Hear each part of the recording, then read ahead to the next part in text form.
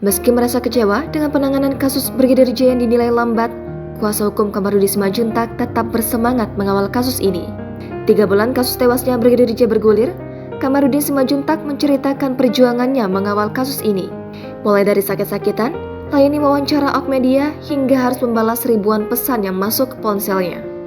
3 bulan mengawal kasus Brigadir J, Kamarudin Simanjuntak sempat mengalami sakit hingga kelelahan. Namun, hal itu bukan persoalan berarti baginya. Ia hanya menyayangkan pihak kepolisian yang lambat dalam menangani kasus pembunuhan Brigadir J. Kamarudin pun mengaku masih bersemangat untuk mengawal dan menjadi pengacara dari keluarga Brigadir J. Kamarudin Simanjuntak merasa gagal sebagai pengacara setelah melihat perkembangan kasus pembunuhan yang tak sesuai ekspektasi. Menurut dia, harusnya sudah ada puluhan tersangka dalam pusaran kasus tewasnya Brigadir J.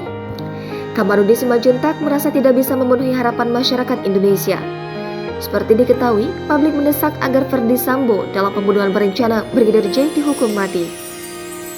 Kamarudin Simanjuntak menyebut ayah Brigadir J, Samuel Huta Barat, mengaku lelah mengikuti perkembangan kasus pembunuhan terhadap anaknya tersebut. Pernyataan tersebut dikatakan oleh Samuel saat Kamarudin berkunjung ke kediamannya di Muaro Jambi, Jambi.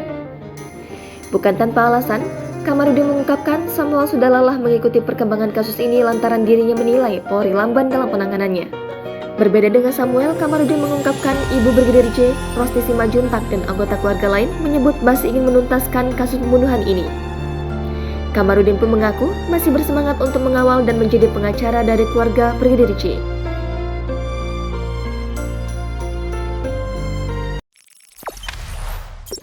Jangan lupa subscribe, share, komen, dan like ya!